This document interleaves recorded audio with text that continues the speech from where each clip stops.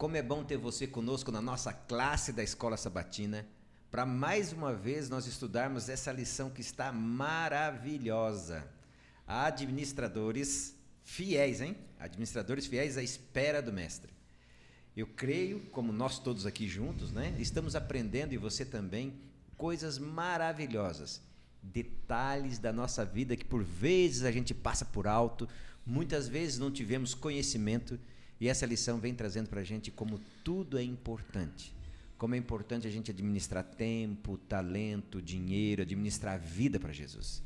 É bom, é muito bom ter você com a gente, tá?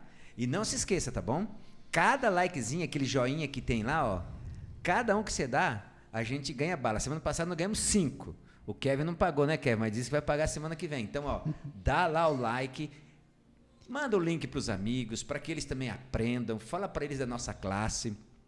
O nosso objetivo é, junto com você, aprendermos cada dia mais um degrauzinho para chegarmos juntos no céu, tá bom? É um privilégio muito grande ter você aqui, não importa de onde você esteja assistindo, no carro, em casa, no trabalho, na rua, não importa.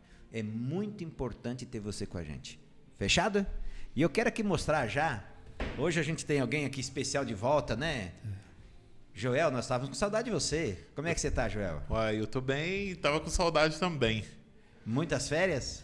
Um pouco, acaba muito rápido, né? Se fosse um ano até dava bom, né? Tinha que inverter, né? A gente trabalhar um mês e descansar o restante. Ei, Elton, gostou da proposta dele? Gostei, boa. Vai ser difícil, né? Agricultura, indústria. Eu acho que a única indústria que é funcionária é a das férias, né? As outras iam quebrar tudo. As férias de Israel eram um ano, hein? Ah, tá, então vamos. Você lembra? Então vamos, mas era cada 7, né? Então vamos nessa. Era um ano de férias. Mas, brincadeiras à parte, é muito bom ter você aqui. Tá, Elton, também é muito bom ter você. Um prazer. Passou bem a semana também? Bem, muito bem, graças ao bom Deus.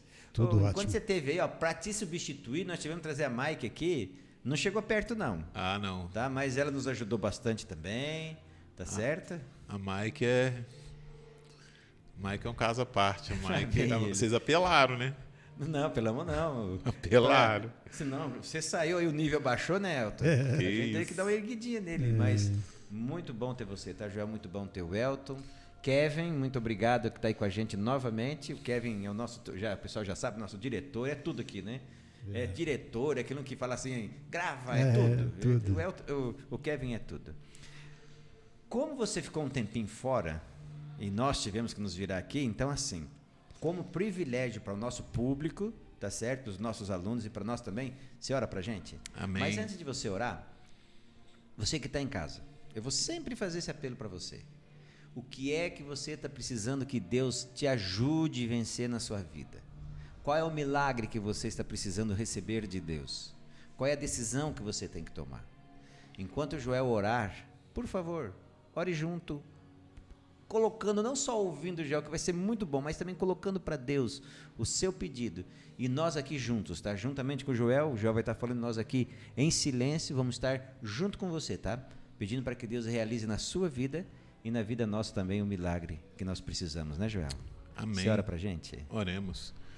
Pai eterno e misericordioso Deus, nós damos graças a Ti neste momento por termos a oportunidade que o Senhor nos concede em abrir esse canal entre o céu e a terra para nós nos comunicarmos através da oração. Amém. É neste momento onde nós podemos abrir os nossos corações, expressar os nossos agradecimentos como uma demonstração de confiança no Deus que o Senhor é e também expor os nossos pedidos como demonstrando também que confiamos em Ti. É verdade, Deus.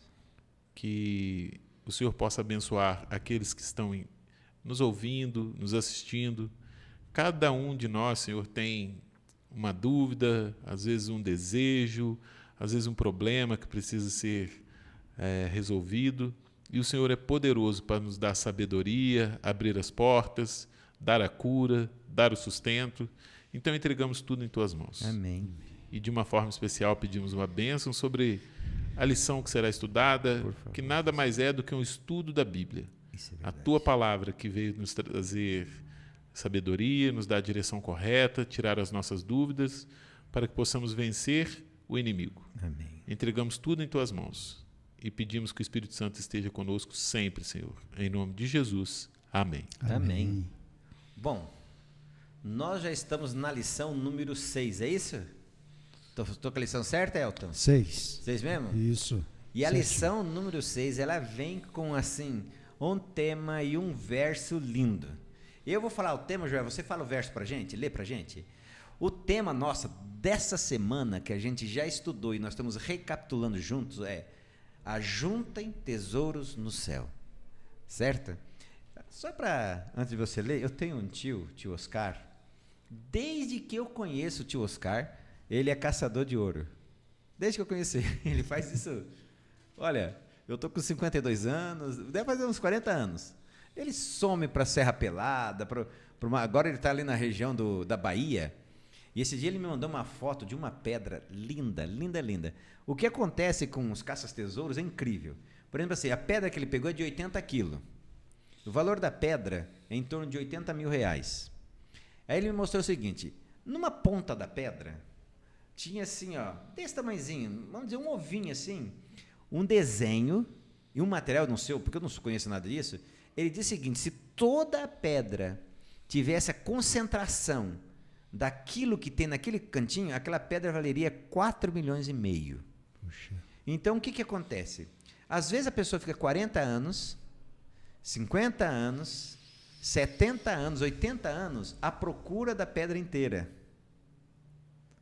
Entendem? Uhum. À procura da pedra inteira. E a nossa lição vem falando que um tesouro que nós temos que ajuntar, a gente não vai achar cavando buraco na terra. Eu achei muito interessante essa lição. E tem um verso fantástico, não tem, Joel? Tem. Esse verso mexe com a gente, né?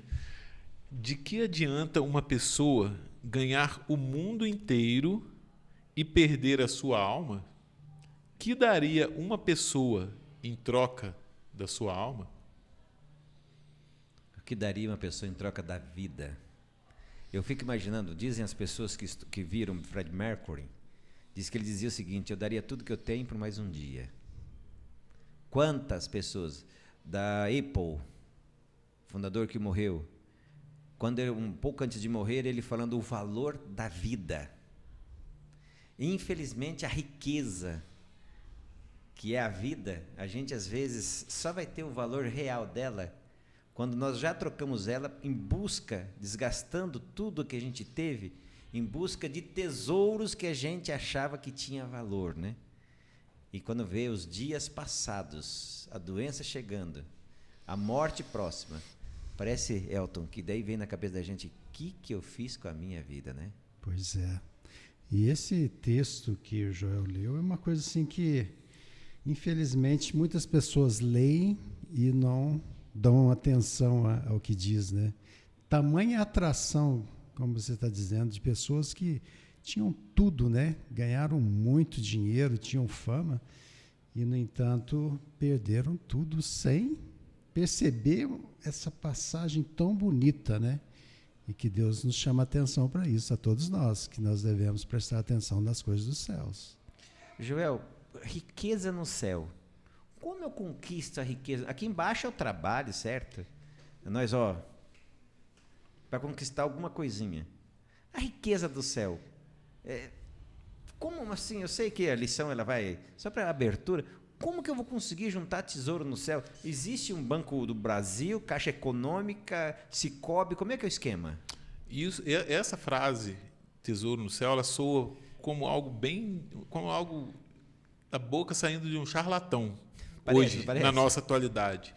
Eu fiz questão, quando eu estava estudando a lição, para a gente discutir ela aqui, né? Colocar os pontos aqui, fiz questão de entrar no YouTube e coloquei lá escritura de terreno no céu.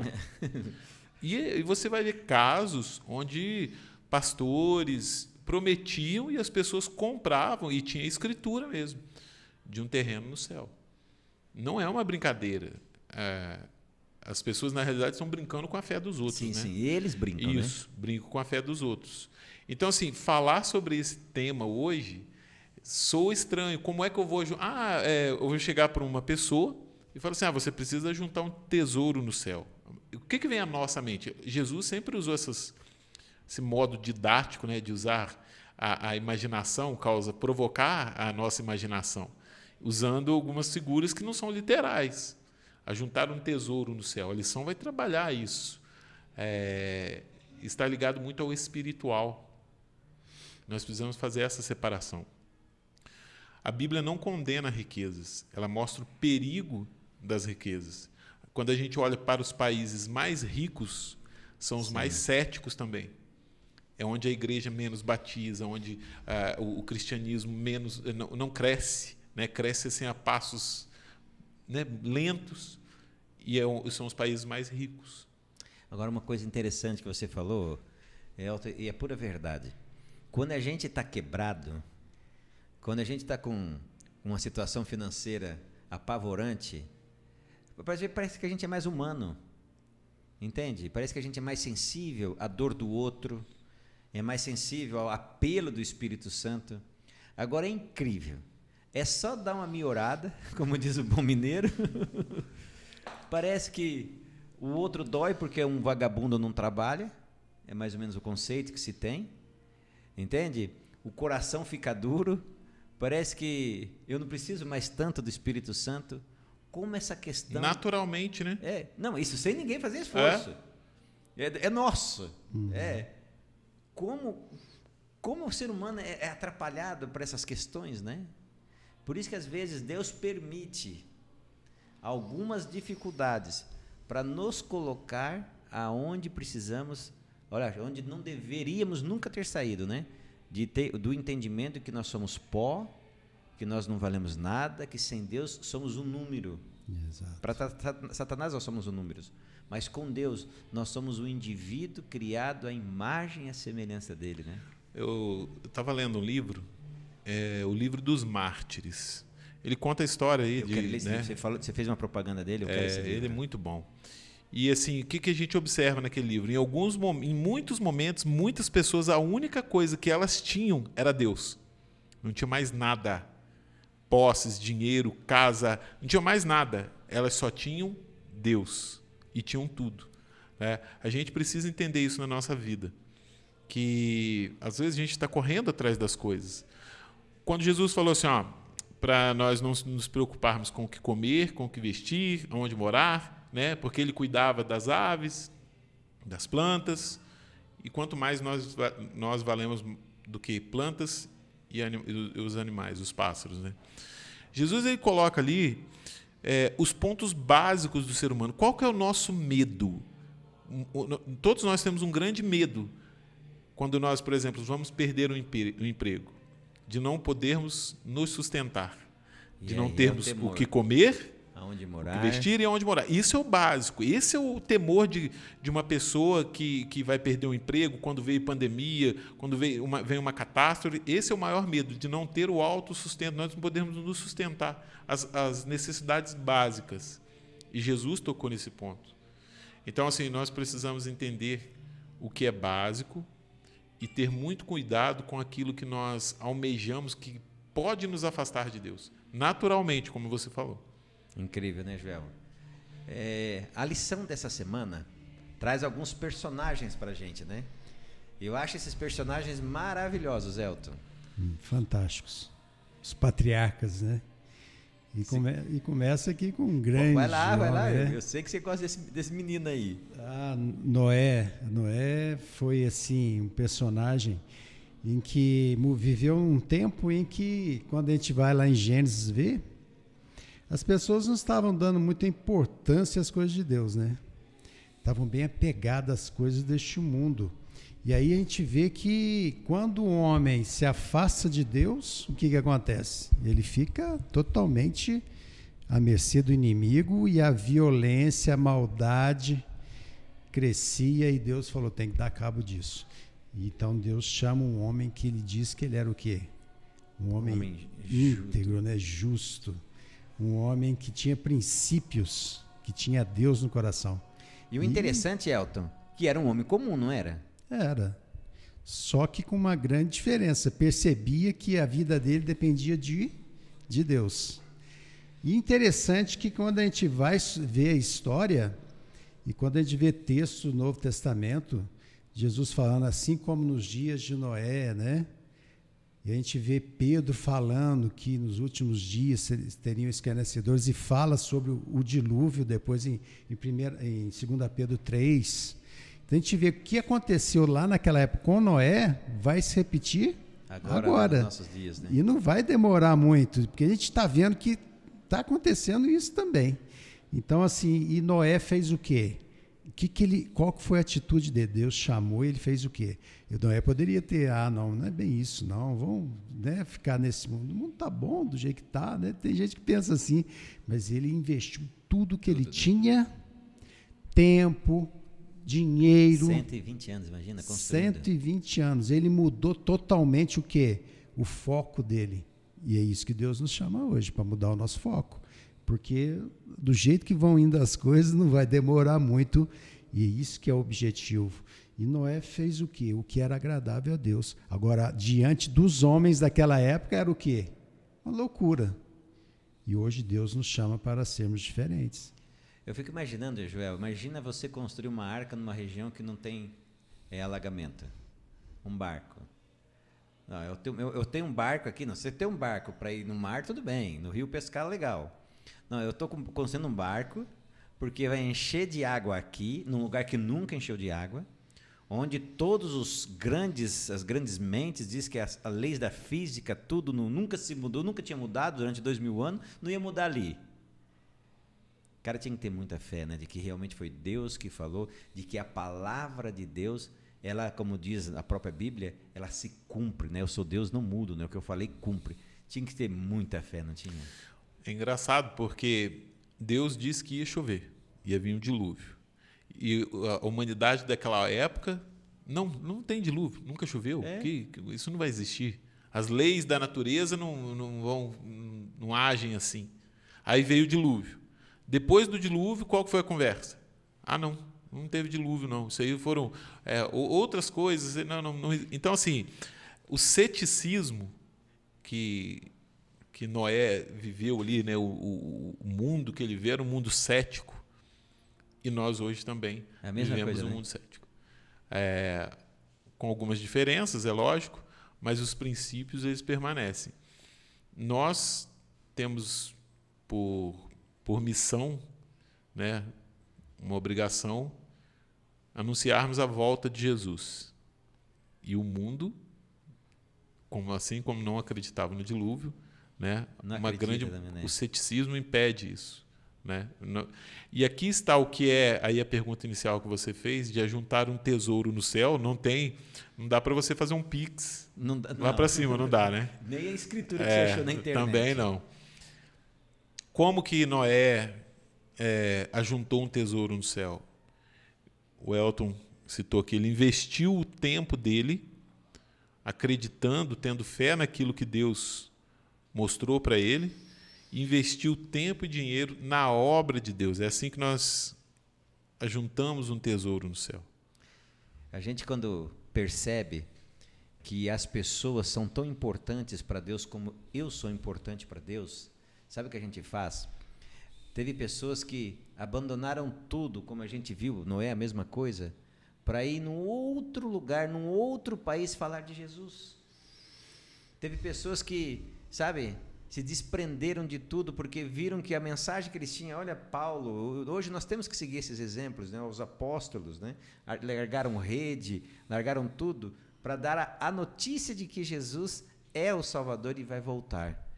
Então, quando Noé, vocês colocaram essas duas particularidades, eu achei interessante, porque na lição, na última pergunta, eu tenho uma pergunta que eu acho muito interessante, que diz assim: você estaria pronto para realizar uma grande mudança em sua vida se, como Noé, fosse chamado por Deus a fazer exatamente isso? Você falou, Nelton, chamou a atenção, você também? Mudou tudo. O foco dele, cuidar dos filhos, prolongar a vida aqui. Opa, isso aqui não vai mais existir. Pois é. Então vamos trabalhar para a salvação das pessoas, né? Você quer ver isso na prática? Quantos negócios você já deixou de fazer? Quantos empregos você já abandonou para continuar sendo fiel ao que Deus pediu? Os Noés de hoje, os Noés modernos, né? Nós somos colocados constantemente nessas situações. Às vezes você poderia estar melhor financeiramente, mas você sabe que se você tomar esse caminho, você vai estar se afastando de Deus ou quebrando algum princípio bíblico. E aí você permanece mais pobre, entre aspas, A tal da aparência. mas fazendo aquilo que Deus pede. E assim, para o cristão, isso aí é recorrente. A todo momento a gente vai lidar com essas situações, em todos os campos da vida. A gente sempre vai precisar analisar uma proposta em todas as áreas da vida. Pode ser no namoro, né, um casamento, um trabalho, uma compra, um negócio, um investimento. E se ele vai contra os princípios bíblicos, você precisa deixar de lado. Então, constantemente, nós somos convidados a estar colocando um tesouro no céu. No céu, né? Porque aí fala, onde estiver o seu coração, aí também estará o seu tesouro. O coração de Noé estava onde? Essa é a questão. Graças a Deus no lugar certo, né? Que conseguiu 8 entrar na arca, né? Agora, na lição da parte de quarta-feira, de sábado, diz assim, né? Parafraseando, onde está teu tesouro, né? Aonde você gasta o teu dinheiro, ali está o teu coração. Teu coração, né? Interessante, o teu tesouro também, né? Seu tesouro, né? Agora, nós temos um personagem, Joel, aqui chamado, né? Abraão. E tem algo aqui que eu acho muito legal em Abraão, que diz o seguinte, além de falar, sai da tua parentela, vai para uma terra que eu hei de te mostrar, eu gosto de um texto que diz assim, eu te abençoarei, todas as nações serão benditas por intermédio de você. Eu acho interessante como que as nações podiam ser benditas ou serem abençoadas por causa de Abraão. Tenta me explicar isso, que eu não entendi direito isso na lição. Bom, a promessa de todas as nações serem abençoadas através de Abraão, ela vai se cumprir lá em Jesus, né? Que veio da linhagem de Abraão. Formou o povo hebreu ali, aí vieram as tribos, veio a tribo de Judá. E assim, Deus tem uma maneira, ele tem uma maneira de realizar os planos dele. Se não fosse por Abraão, seria por outra pessoa. Agora, Abraão creu em Deus, e isso lhe foi imputado por justiça. Ele teve uma terra que lhe foi prometida, mas ele nunca herdou essa terra. Quando ele precisou enterrar a mulher dele, ele precisou comprar um pedacinho da terra que era prometida para ele. Mas como que ele foi lidando? Com fé. A fé moveu ele. E quando é que ele vai saber que as nações da terra foram abençoadas por ele? Na ressurreição, quando ele vê, né, ali o fruto dessa crença. Abraão creu em Deus e isso foi imputado por justiça. Se ele não tivesse crido em Deus, seria outro, né? Alguém ia cumprir o papel, né? Alguém ia cumprir os propósitos de Deus. Mas aí entra o chamado que todos nós recebemos.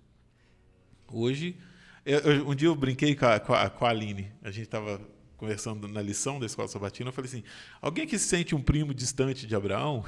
Porque a Bíblia vai dizer que os da fé é que são filhos de Abraão, e não os da linhagem.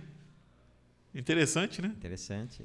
Então, a fé de Abraão, que moveu, ele se move na direção de Deus através da fé, garantiu esse título a ele, né? De ser justificado pela fé. Elton, a lição ela também chama uma atenção no cotidiano de Abraão. Como será que as pessoas viam Abraão? Viam uma pessoa que tinha uma comunhão tremenda com Deus, né? Claro que Abraão teve seus erros, teve suas quedas, mas a gente viu um homem que tinha fé em Deus. E ele demonstrava essa fé através do quê? Das obras, né? Então, as obras que ele praticava demonstrava essa fé. Mas a questão de Abraão ser uma bênção, né, para todas as nações, a gente vê isso na vida dele. As pessoas viam nele uma pessoa que boa, próspera, ele ajudava as pessoas. ele era extremamente rico. Por quê? Porque era uma pessoa que sabia investir o quê? Um tesouro No céu. Né? E a gente vê a linhagem de Abraão, né? Isaac, e depois a gente vê Jacó. Aí de Jacó a gente vê o quê? José indo para o Egito e sendo uma bênção para as nações daqueles 7 anos de fome. E ali a gente vê também o que? Abraão abençoando quem? Abraão não, Jacó. Israel abençoando quem? Ao faraó. Então, assim, e a gente vê até, o Joel falou, vem até Jesus. Então, nações inteiras estão sendo o quê? Abençoadas. E quando eu sou fiel a Deus, através dos dias que nós já estudamos, das ofertas, da minha vida, do bom testemunho, eu estou levando o quê? Ser uma bênção às pessoas. Mas isso precisa ter comunhão. E Abraão tinha muita comunhão. Eu lembro, assim, de alguns casos, né? De conhecer pessoas. Jefferson, aquela pessoa lá é crente, né? Eu falei, sim, é crente. Sei lá, de uma igreja. Ah, sim. Nossa, cara, eu me sinto tão bem quando estou perto dela. Pois é. Sabe, eu me sinto bem. Parece lá, eu não sei explicar. E como é interessante, né? Eu acredito que quando as pessoas estavam próximo de Noé, próximo de Abraão, eu acho que elas se sentiam bem. Por mais que às vezes tinham dificuldade de entender, cara, que esse cara é louco, né? Largar tudo, fazer isso. Mas quando olha, fala assim, não, essa loucura dele eu perpasso. Porque perto dele eu sinto que tem um ser superior. Pois é. Eu acho que essa bênção foi muito bem transitada, né? De Abraão para outras pessoas, né? Quando a gente olha essa promessa e o cumprimento dela, aí a gente precisa trazer isso para nós. A Bíblia quer que a gente reivindique as promessas de Deus. Deus, ele quer nos abençoar. Mas ele espera que a gente reivindique isso através da oração, crendo que a promessa é verdadeira. As promessas bíblicas são verdadeiras. Então, quando Deus diz assim, que vai nos sustentar no meio das dificuldades, que o pão será certo, que não vai nos faltar nem a água nem o pão, que em meio às dificuldades Ele estará conosco. Quantas promessas a Bíblia tem? Deus disse para Abraão, você será uma bênção, as nações da terra serão abençoadas através de você. E elas foram. Se Deus fala, nos promete, ele cumpre, não cumpre? Vai acontecer. Ele vai fazer ser uma bênção, se a gente permitir, não vai? O livro de Mateus começa assim, livro da genealogia de Jesus Cristo, filho de Davi, filho de Abraão. Pronto, a genealogia é muito mais longa que isso. Mas Mateus fez questão de destacar que Jesus era filho de quem? De Abraão, né? De Abraão. Olha, agora, na parte de Parábolas de Jesus, página 14, tem algo aqui que eu achei muito interessante, que foi o que Abraão fez. Olha que coisa legal, olha que a linguagem inspirada por Deus nos fala. Assim, todos os que são chamados para se unir a Cristo precisam deixar tudo para segui-lo. Velhas relações precisam ser cortadas, planos de vida abandonados, esperanças terrenas renunciadas. Com trabalho e lágrimas, na solidão e por sacrifício, deve a semente ser lançada. Quando você olha para Abraão, quando você olha para Noé, 2 personagens que a gente já viu aqui, foram o que eles fizeram. Exato. Abandonaram o plano pessoal da vida deles e dedicaram para pregar de Jesus, falar de Jesus. Porque uma coisa que eu acho interessante, que às vezes a gente esquece, Elton e Joel, que quando Deus pede, depois de 430 anos, para o povo voltar para Canaã e tomar Canaã, eles já conheciam de Deus, porque Abraão tinha passado por lá, os filhos de Abraão tinham passado por lá, os netos de Abraão tinham passado por lá, e por causa da fé de Abraão, todos eles, deram erros como nós erramos, mas também deram um bom testemunho dos Deus verdadeiro, né? Exato. Então, nós precisamos entender que, às vezes, Deus vai nos pedir para nós abandonarmos todas as coisas que interrompem essa atitude de, no céu, buscar o nosso verdadeiro tesouro. Na parte de terça-feira, tem um personagem aqui que é muito atrapalhado, né? Esse parece o Jefferson, certo? As más decisões de Ló. Vocês já querem entrar nela? Quem quer entrar nela? Porque eu acho interessante que começa assim, eu gosto muito legal, que teve uma escolha para ser feita. E resumindo a história, tanto Ló como Abraão, né, ficaram muito ricos, donos de muitas posses. E teve problema, né, para juntar essas posses num lugar só. E Abraão falou, vamos ter que separar, tal, mas por ele ser o tio e mais velho, devia ser ele, né? Uhum. Mas o texto bíblico me chama muita atenção quando diz assim, ó, e levantou Ló os seus olhos e viu toda a campina de Jordão, que era toda bem regada, antes do Senhor ter destruído Sodoma e Gomorra. Esse lugar era como o jardim do Senhor, como a terra do Egito, quando se entra em Zoar. Ou seja, ele levanta os olhos. Essa expressão, ela quer dizer o seguinte, o pensamento dele foi voltado 100% para ele. E por isso ele toma uma decisão de ir para um lugar e tomou a frente do tio, falando, eu vou escolher primeiro. Quando a gente olha esse cenário de Ló, como é que é Ló em relação a Abrão, em relação ao ser uma bênção? É diferente os personagens, não são? Eu seria bem tentado a fazer a mesma coisa que Ló fez, né? Sério? Eu também. Porque nós olhamos aquilo que nos... Né, ele tinha um grande rebanho. As terras dali, né, próximas a Sodoma e Gomorra ali, eram planícies. Muitas fontes de água, muitos pastos. Qual que era o trabalho? Quando você vai investir algo, você faz uma análise de mercado, né? E você vai investir onde é mais favorável ou menos? Mais favorável, né? Isso é óbvio. O problema, Jefferson, é que quando nós olhamos para o verso 13, diz assim, ó, ora, os moradores de Sodoma eram maus e grandes pecadores contra o Senhor. Ló, ele olhou parte, né, da situação e não o todo.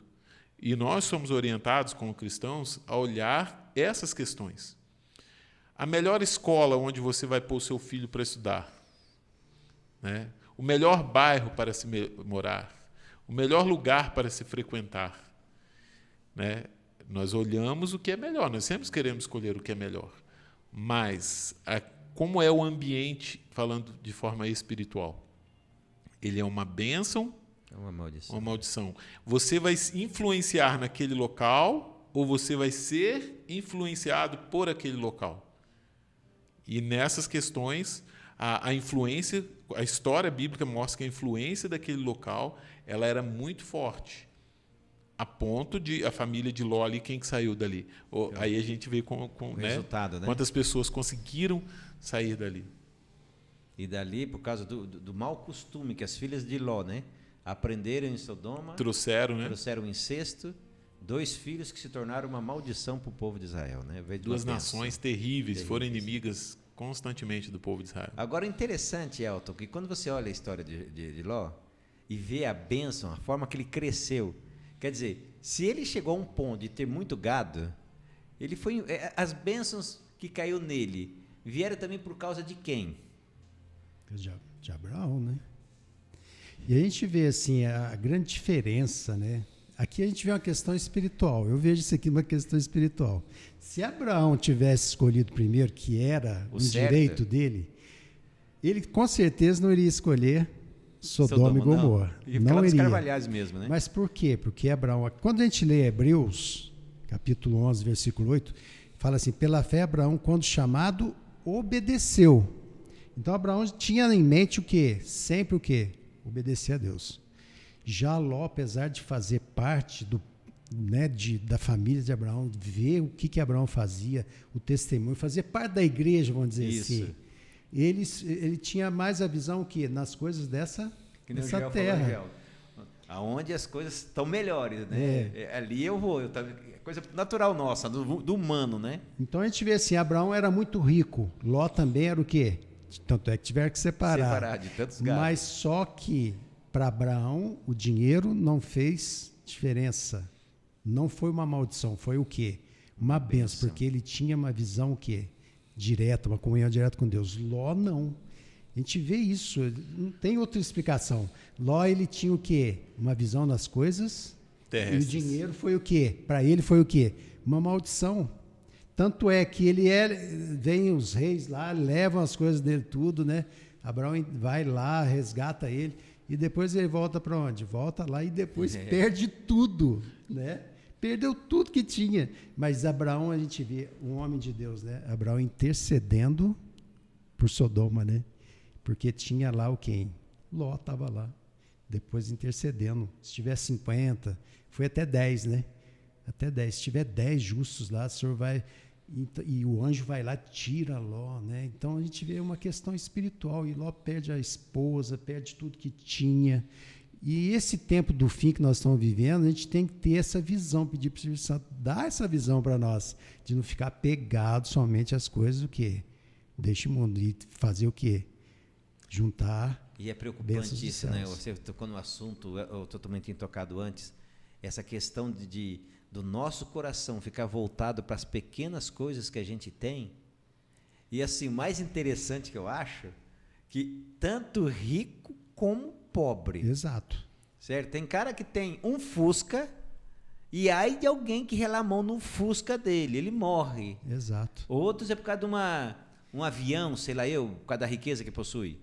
Ou seja, tanto rico como pobre, não importa, né? Ambos inserem nesse erro de Ló, de olhar somente o que é melhor para agora. Exato. Sem se esquecer no futuro, né, Joel? O amor às riquezas, né? A pessoa colocar o coração nisso é complicado. O Elton disse bem que nem toda dificuldade ali, né, tirou ele de lá, ele volta para lá. E assim, a gente vai vendo uma escalada é para cima, né? E quando é para baixo, como é que a gente poderia... Uma escalada para baixo? Ele foi escalando para baixo, tá? Porque aí depois ele entra rico e sai pobre. E aí a gente vai ver que ele vai morar numa caverna. Com as 2 filhas, embriagado, né? Há toda aquela situação ali. E, assim, foi para baixo constantemente. Eu conheço uma pessoa que ela tinha... A filha dela estudava na escola adventista. Não é aqui em Minas, não, é em São Paulo. E ela tirou a filha dela da escola adventista para estudar num colégio mais, né, de renome, um colégio, né, segundo ela, era o melhor lugar para a filha dela estudar. Sim, já escutei essa história. É. Não tua, diga assim, gente que toma essas decisões por causa dessas... E foi uma maldição. A filha dela se afastou dos caminhos, né, de Deus. Depois ela engravidou, ficou mãe solteira. E de onde veio essa influência? Assim, ao olhar para algo material, o espiritual ficou de lado. Sim. As mães Muito solteiras, perigoso. né? A gente tem assim mães que lutam, né, sozinhas. O que eu quero dizer com isso? Não, eu estou falando assim porque é interessante, né, que infelizmente, né, o homem também é um Ló da vida, né? Se aproveita de situações, né? São dificuldades que vão vir sobre a vida e depois tocar a vida, né? Numa situação dessa, aí a gente reflete, a gente sabe onde a gente errou. E sempre quando a gente sabe onde a gente errou, a gente pensa assim, se fosse hoje, eu faria o quê? Diferente. Faria diferente. Então é algo que você vai carregar para o resto da vida. Para o resto da vida. Se nós observarmos. Mesmo tendo um bom filho, um excelente filho, é o dobro de trabalho. É o dobro de trabalho. Deus vai te continuar te abençoando? Igual. Vai. Assim, a todo momento Ele te abençoa. E se você recorrer a Ele sempre vai te dar o perdão, sempre vai te ajudar. Sim, mas as coisas serão mais difíceis. Em 2 já é trabalhoso, né? Eu vejo lá em casa, vocês também são pais, é complicado. E eu tenho irmã que também teve que cuidar de filho sozinho. Como sofria, né? É sofrido. Mas o que eu e você temos que entender é que as decisões de Ló, estava toda ela sentada, e foi muito bem ressaltado para vocês, no hoje, de Abraão, no amanhã. Exato. Quero fazer uma comparação aqui. O coração de Noé estava onde estava o tesouro dele. Ele prosperou. O coração de Ló estava onde estava o tesouro dele. E ele fracassou. Tudo. E é o que pode acontecer com cada um de nós. A Bíblia depois não vai relatar mais o que aconteceu com Ló, a gente não sabe. Mas até onde a gente tem conhecimento, foi muito difícil para ele. Eu vou falar aqui o que vocês já repetiram umas 2, 3 vezes, está no comentário bíblico adventista, que diz assim: Ló escolheu uma terra muito bem situada, que prometia grandes lucros. Olha aqui, agora é para nós, tá? Grandes lucros. Ló entrou rico, vocês dois falaram, saiu sem nada, como resultado da sua escolha. Faz toda a diferença se as pessoas se colocam em posição onde terão o melhor auxílio em termos de influências corretas, ou se escolhem vantagens temporais. É o que vocês estão falando o tempo inteiro. Não adianta nada eu escolher aqui, ó. Eu quero aqui porque aqui é melhor para agora. E o resultado é eterno. Pois é. Né? O resultado é eterno. Na lição de quarta-feira, está de enganador a príncipe. Esse caboclo, que nós até falamos um pouquinho dele, né? O Jacózinho. Esse Jacó é terrível. Não sei se vocês... Esse Jacó lá em casa tinha sempre um Jacó. Nós éramos em 8, né? Uhum. Tem que ter um Jacó, certo? Mas foi duro para Jacó também, não foi? As escolhas que fez, decisões que fez, o nome... Vai lá, Elton. A gente tem que ver, assim, cada personagem desse a gente tem que colocar em aplicação para a nossa vida, né? Quem que já não foi um Jacó na vida, né? De tomar, né? Fazer tomar decisões erradas. A gente vê assim, e a gente vê Jacó tomando decisões também erradas, né? E fazendo coisas assim, por exemplo, junto com a sua mãe, né? E a consequência que veio para ele, tentando enganar, né, o pai, né? Aquela coisa toda, teve que fugir, não viu mais a mãe, ficou 20 anos, né, lá fora né? Então, assim, você vê, são decisões, mas o interessante nessa história para nós é que nós tomamos decisões erradas também. Queremos colocar as nossas decisões à frente da vontade de Deus, dos conselhos de Deus para nós, e a gente sofre. Podemos ter várias pessoas nos assistindo que estão passando por situações difíceis, por decisões erradas, mas Deus transformou a vida deste homem, né? Então, assim, se eu errei, às vezes estou desesperado, mas se eu confiar em Deus, entregar minha vida para Ele, Ele vai consertar as coisas. Não importa as consequências, porque as consequências vão vir, não tem jeito. Eu tomo a decisão errada, as consequências vêm. Eu colho aquilo que eu planto, mas Deus pode consertar. E essa história é maravilhosa. Eu acho ela assim linda, porque depois a gente vê o que acontece na vida desse homem, né? E tudo questão de quê? É fé. Não é Jacó, não é Abraão, não é Ló, é fé. Não é Noé. Eles tinham todos o quê? Confiança em Deus. E faziam as obras que Deus pedia. Então, a salvação da nossa vida é a fé em Cristo Jesus. E o Espírito Santo vai operar um milagre, mudar tudo que pode ser mudado. Até o impossível, né? Tem uma parte na história dele que eu acho que ali é o ponto de virada, né? Tinha um programa, né? Nós estamos até conversando, ponto de virada, 180 graus. Exato. Quando ele está fugindo, Joel, por causa das consequências dos erros dele, teve uma atitude que ele tomou ali que mudou a vida dele como um todo, não teve? Naquele momento lá que ele tem um sonho, sei lá, que acorda. Como é que é esse esquema, Joel? Ele reconhece ali a presença de Deus, né? E agora, é o que eu falei, a gente estava comentando sobre o livro dos mártires. Existem momentos que a única coisa que nós vamos ter é Deus. O que Jacó tinha naquele momento? Nem travesseiro tinha. Ele só tinha Deus. Assim, ele está num deserto, né? E eu acho que ali vem, né, todos os... Enganou, né, o pai, o irmão, teve que se separar da família, fugir, sem nada, entendendo que foi o quê? Ele quis fazer como Abraão e Sara lá, né? A Sara convida Abraão para dar um jeitinho para eles terem o filho da promessa, você, né, se deita com a escrava e aí a gente cumpre a promessa. E ali era a mesma coisa. Havia uma promessa de que o mais moço dominaria sobre o mais velho. Sim, sim. Mas Isaac ia abençoar a Esaú. Então, peraí, se ele abençoar a Esaú, a promessa não vai se cumprir. Então vamos, né? Ali o jeitinho brasileiro. E deu tudo errado. A história de Jacó, ela mostra... Eu achei algo muito interessante que está na lição aqui, a respeito daquele momento que ele luta com Deus. Isso. E aí a gente fica imaginando, peraí, quem que consegue lutar com Deus? E lá diz que ele lutou como príncipe, né, com Deus, e prevaleceu também. Prevaleceu com Deus, e aí, quando vai amanhecendo, aquela pessoa com quem ele lutava viu que ele não ia largar dele, ele toca na coxa, ele fica manco e tal, toda essa história. Mas aí a gente fica, mas como uma pessoa luta com Deus e prevalece? Aí a lição traz assim, o Espírito de Profecia, no livro Patriarcas e Profetas, diz assim, pela humilhação, arrependimento e entrega de si mesmo, esse pecador falível e mortal prevaleceu diante da majestade do céu. Não foi pela força.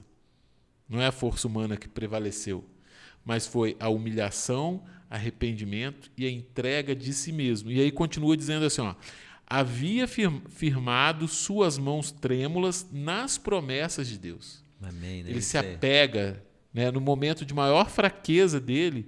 O que ele faz? Eu não tenho mais nada, eu não tenho ninguém. Eu me apego a Deus. E o coração do amor infinito, ou seja, o coração, o amor de Deus, o coração do amor infinito, não podia desviar a súplica do pecador. Amém. E até hoje é assim, né? Esse é o verdadeiro arrependimento. E aí a gente vê ponto de virada mesmo, uma transformação completa na vida dele, até o nome dele é mudado naquele momento, né? E aí ele passa a ser um novo homem. Ele entra pobre numa terra, diferente de Ló, né? Ao inverso de Ló. E ele vem, rico, né? Ele sai rico, mas a gente não pode olhar para a riqueza material, mas riqueza é bom essa espiritual. Né? Mas é bom esse contraste, porque as pessoas pensam que quem é cristão de Jesus só vive na desgraça. Sim. Não, é importante isso. Eu acho muito interessante, quando eu chamei a questão do ponto de virada, que são dois pontos da vida dele que é o auge, né? Um quando ele fala, né? Quando ele vai e o outro que ele volta. Se tu me abençoares, ele decide, eu vou ser fiel. Se tu me abençoares. E quando ele volta, ele pega o fruto, né? Que você falou aí agora muito bem, né? Que a lição traz esse ponto como ponto principal. Traz o fruto da ida com a decisão de ser fiel. E ele foi fiel, né? Tanto que o anjo veio, né? Deus, o próprio Jesus esteve ali com ele, né? Jefferson, às vezes a gente precisa passar por certas situações. Deus ele permite. Ele não quer, mas ele permite, ele deixa. Ele precisa passar por isso. Olha só, quando ele sai, ele enganou, certo? Ele enganou o pai e o irmão. Lá, para a terra que ele foi, o que aconteceu? Enganado. Ele pagou, né, com os trabalhos ali, o dote para se casar com... E veio a mulher errada, né? Com Raquel veio Lia. Aí teve que trabalhar lá mais 7 anos para poder ter a mulher amada dele. Durante o tempo que ele ficou lá, o salário dele foi mudado 10 vezes. E aí a Bíblia vem falando que todas as adversidades, Labão era um enganador, acho que com muito mais perito do que o próprio Jacó. Então ele caiu na mão de um enganador, ele sentiu o que era ser enganado. Ele sabia muito bem o que ele tinha feito. Todos os dias da vida dele, aquilo estava diante dele. Chegou um momento que aquilo, sabe, estava sufocando ele. E agora ele ia ter um encontro com o irmão dele. Imagina. E aí, nesse momento que ele tem esse encontro com Deus, e Deus não prevalece, assim, Deus, ele não retém a misericórdia, ele não retém o perdão. Eu posso pegar esse gancho, o encontro com o irmão dele? Porque vai chegar um dia que cada um de nós vamos ter encontro conosco mesmo. Eu e você. Encontro conosco mesmo, sabe onde? Perante o tribunal de Deus. Ali, nu e cru, nós vamos ser desnudados. Semelhança de Jacó. Jacó, ele se agarrou em quem? A humilhação, lembra? Aqui, ó, humilhação, arrependimento e entrega. Humilhação, arrependimento e entrega. Fizeram com que ele se agarrasse em Jesus e fosse abençoado. É o que a lição de Jacó quer que eu e você entendamos, sabe? É o que vocês vêm falando, não importa os nossos pecados, não importa o que fizemos, importa sim, porque Jesus morreu por eles. Mas o que nós queremos dizer é o seguinte, que Jesus tem como pela humilhação, pelo arrependimento e pela entrega.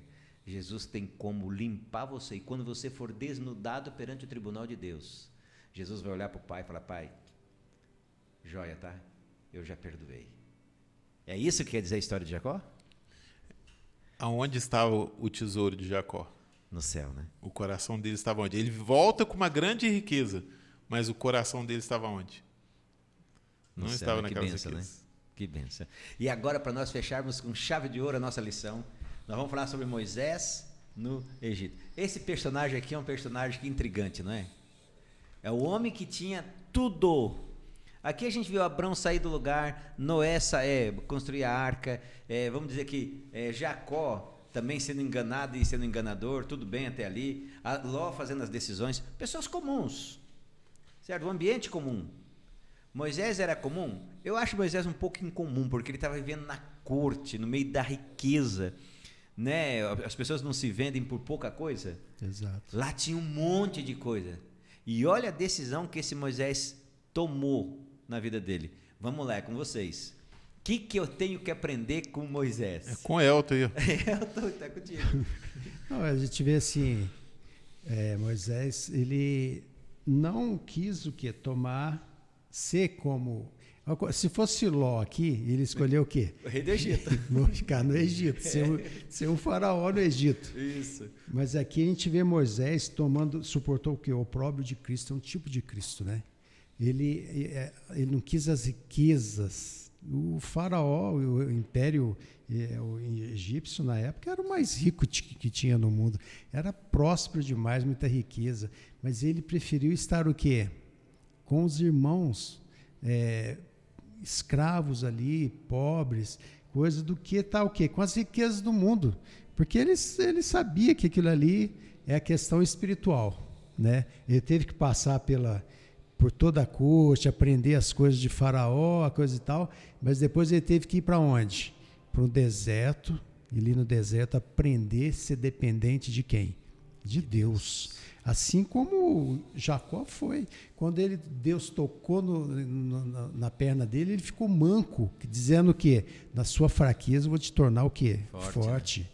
E Moisés fez a mesma coisa, ele foi criado para ser um faraó. Mas, no entanto, ele aprendeu realmente o que é ser dependente de Deus lá no deserto, onde não tinha nada. Então, ou seja, é aquela visão, onde que eu estou focando a minha vida? Nas coisas deste mundo ou nas coisas de Deus? Estou buscando, em primeiro lugar, o reino de Deus ou estou buscando as coisas deste mundo? Então, Moisés escolheu o quê? O melhor. E a gente sabe onde está Moisés hoje. Sim. Né? Nenhum deles recebeu a herança da terra prometida aqui. Mas Moisés é um exemplo que vai receber na Canaã Celestial. Já está lá, né? Está lá, no Canaã Celestial, né? Então, assim, é uma história... Essas histórias que são muito boas, né? Então, assim, são coisas que eu tenho muita alegria de ler uma história dessa e cada vez mais aprendo com isso. Eu sei que você está pronto para um gatilho, para uma coisa. Eu queria fazer uma pergunta para ti, que você vai ajudar muito meus amigos em casa, os nossos alunos em casa. Joel? Eu tenho medo dessas tuas perguntas, porque toda vez eu olho para você igualzinho o Tito lá do Novo Tempo. Joel, o Elton assim, falou de forma assim, formidável na escolha que ele fez. E a própria Bíblia em Hebreus diz, né, que ele deixou tudo, o que estava na mão, na esperança da certeza da salvação da vida eterna. Mas vem cá. Essa decisão que ele tomou na coroa do Egito, teve alguma coisa antes da coroa? Algum ensinamento antes? Que no coração dele implantou alguma coisa para ele tomar essa decisão? A criação dele, né? A criação. A mãe dele teve 12 anos. A mãe dele... É engraçada a história dele, né? É muito engraçado.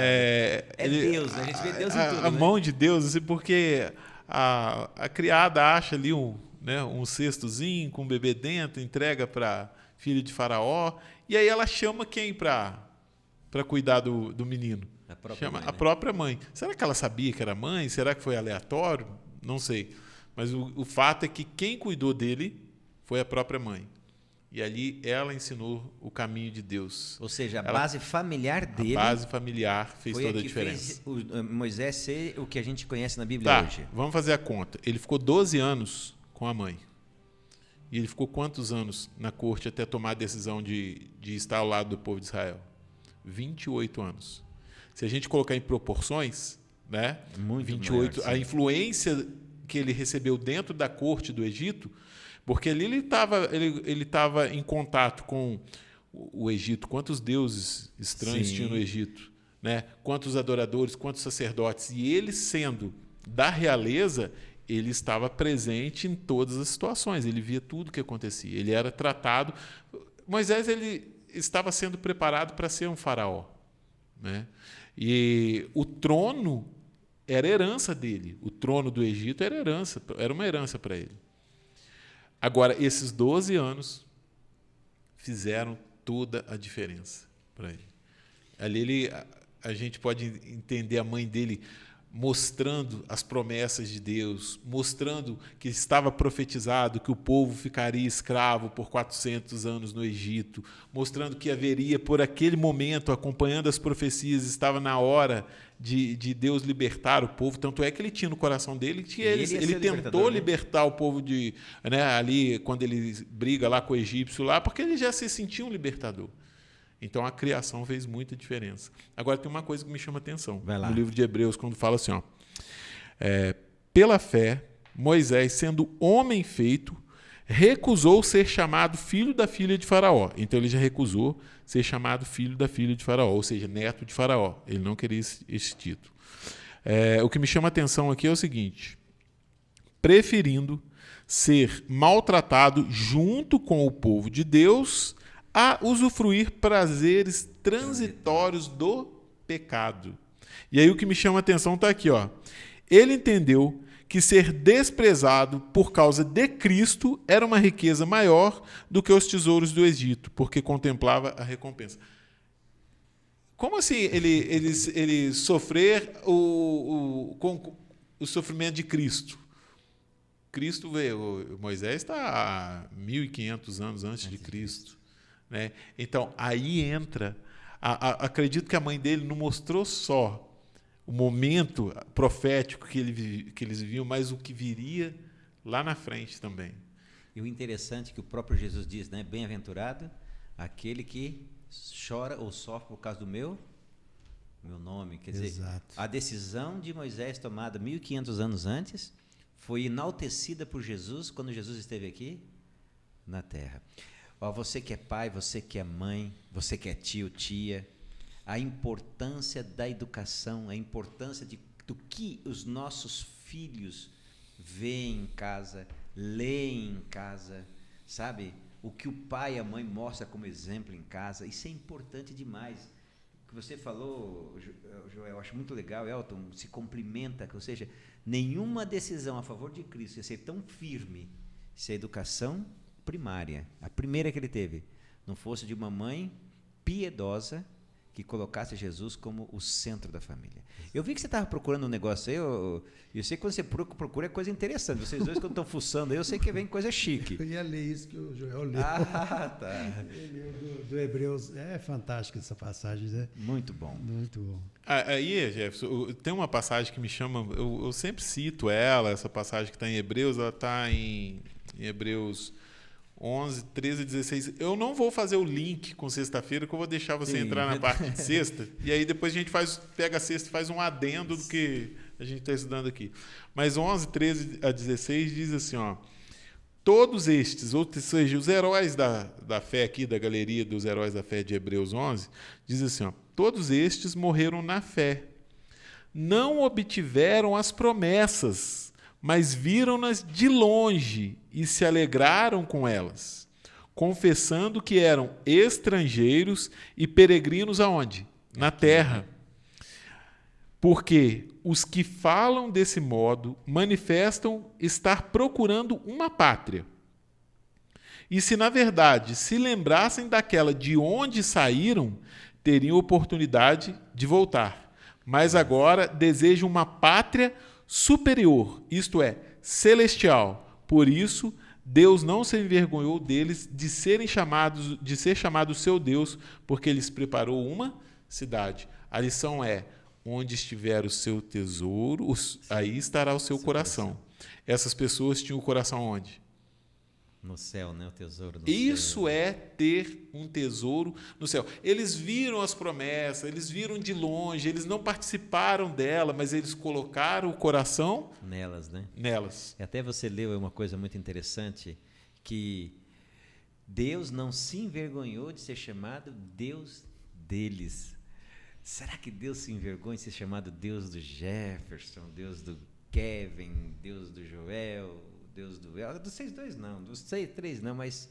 E o Jefferson? Ah, eu sim. Entendeu? Então, assim, como é importante essa lição.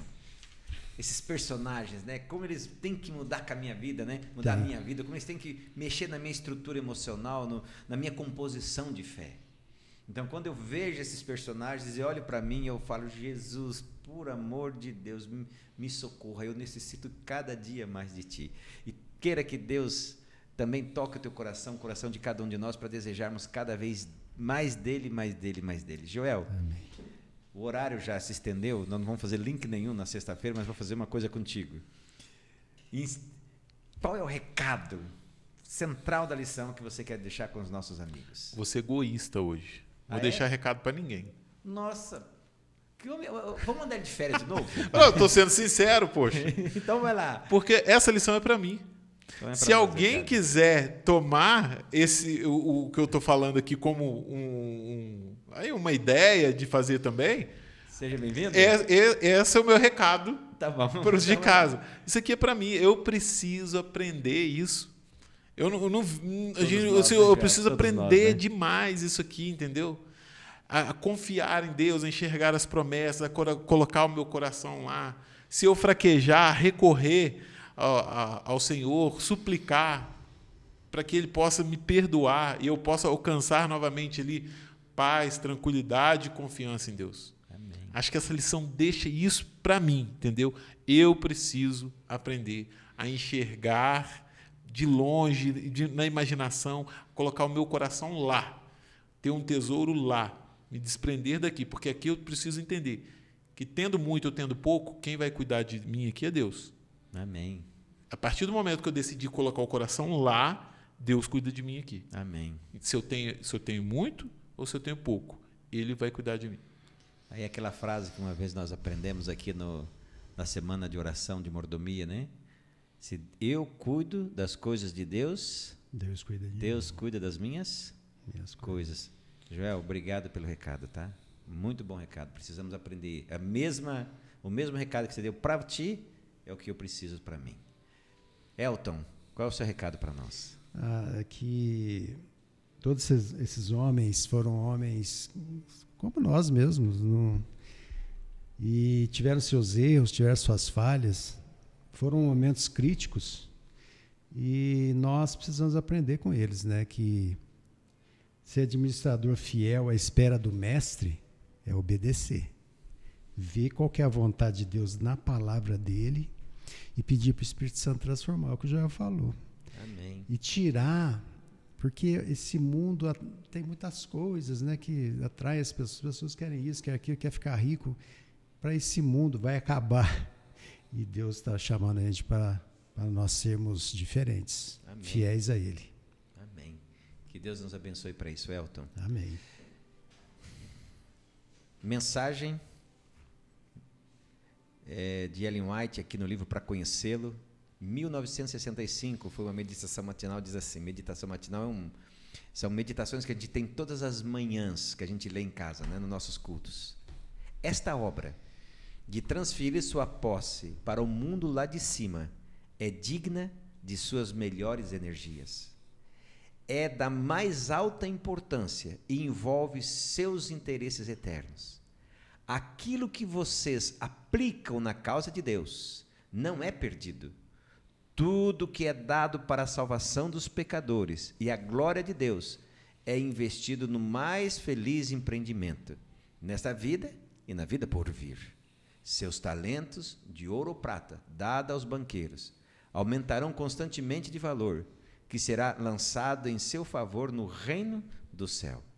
Vocês serão recebedores da generosidade eterna, que rendeu juros nas mãos dos banqueiros. Aqui esses banqueiros que eles estão falando são quem? São os condutores da riqueza que Deus nos dá, e a gente, por intermédio do Espírito Santo, dá a outros. Dando para a obra de Deus, vocês acumularão para si mesmo tesouros no céu.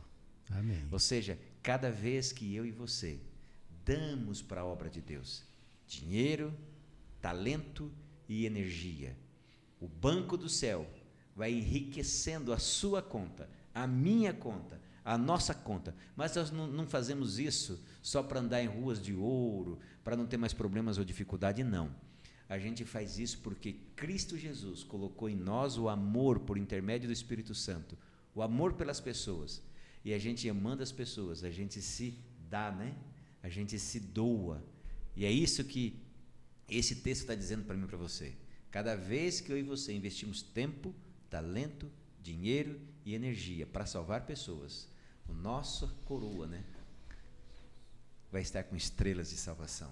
A nossa conta no céu vai estar positiva. E aí vai acontecer o que diz o verso, né? Aquele que ajuntar tesouros nos céus, é porque o coração dele estará no céu. É aonde a gente quer que o teu coração, que o nosso coração estejam lá, né? Rendendo juros na corte ou no banco celestial. Amém. Que Deus nos abençoe. Elton, você encerra a nossa lição? Claro. Faz oração para nós, né? Por favor, Elton. Querido Pai, maravilhoso Deus, agradecemos por essa lição maravilhosa, Senhor, que nos mostra através da Tua palavra e do poder do Espírito Santo, que temos condições de ter a vida transformada, que podemos realmente ter a visão celestial e tirar nossas ambições, cobiças somente neste mundo. Que o Senhor nos ajude, Pai. Perdoa-nos que temos falhado. Ajude nossos amigos que estão nos assistindo. Amém, que eles Jesus. entreguem a vida a Ti. Tenham a certeza de que o Senhor está preparando um lugar maravilhoso para todos nós. Amém. Mas precisamos entregar nossa vida a Ti. Sermos obedientes. E que o Teu Santo Espírito nos ajude, nos dê forças, nos dê sabedoria, nos dê o caminho para tomarmos decisões corretas para a eternidade. Amém. É o que pedimos e agradecemos em nome de Jesus. Amém, Senhor. Amém. Olha, muito obrigado a vocês, tá? Pela lição. Você aí, nosso aluno, nosso amigo que está conosco, muito obrigado também por ter ficado conosco na nossa lição. E não se esqueça, no mesmo dia, mesmo horário, tá? Na semana que vem, estamos aqui, certo? Mesmo canal, mesmo horário, tá? E não esquece do joinha. Nós queremos umas balas, né? Nós queremos bala. Eu não estou sabendo desse negócio de bala, eu quero também. Depois eu te explico, ok? Nem só de pão viverá o homem, mas de toda palavra que sai da boca de Deus. Deus te abençoe e até a semana que vem.